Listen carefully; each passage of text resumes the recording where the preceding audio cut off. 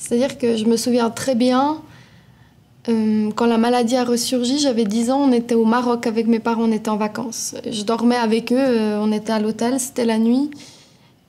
Et ma mère s'est réveillée et elle sentait plus la partie gauche de son corps.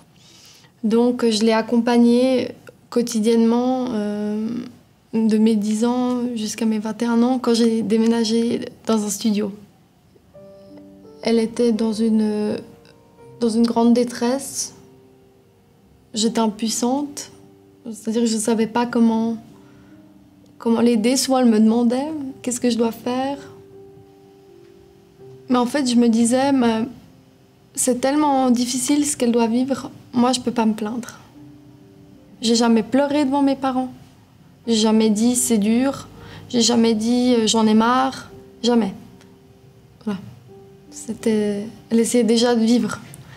Donc c'était ça avant tout. C'est après qu'on en a parlé.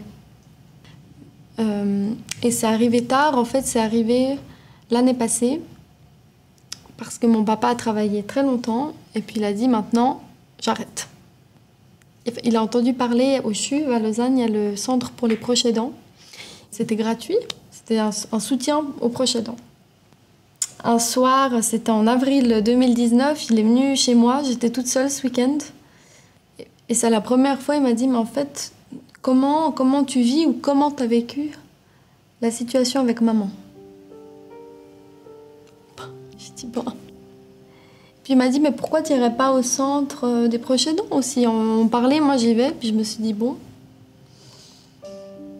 Puis donc elle me dit au fil de l'entretien, mais ça va, vous me dites si c'est trop dur? J'ai dit non, mais écoutez, ça fait tellement d'années maintenant, je crois que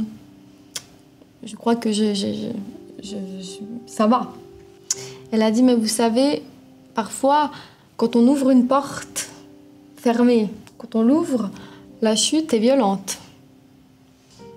Et puis ça, c'était le vendredi après-midi, puis le vendredi soir, je restais le week-end chez mes parents.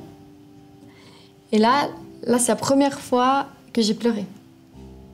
Parce que mon père, il a dit, mes parents m'ont dit, on sait ce que tu as fait, on te remercie.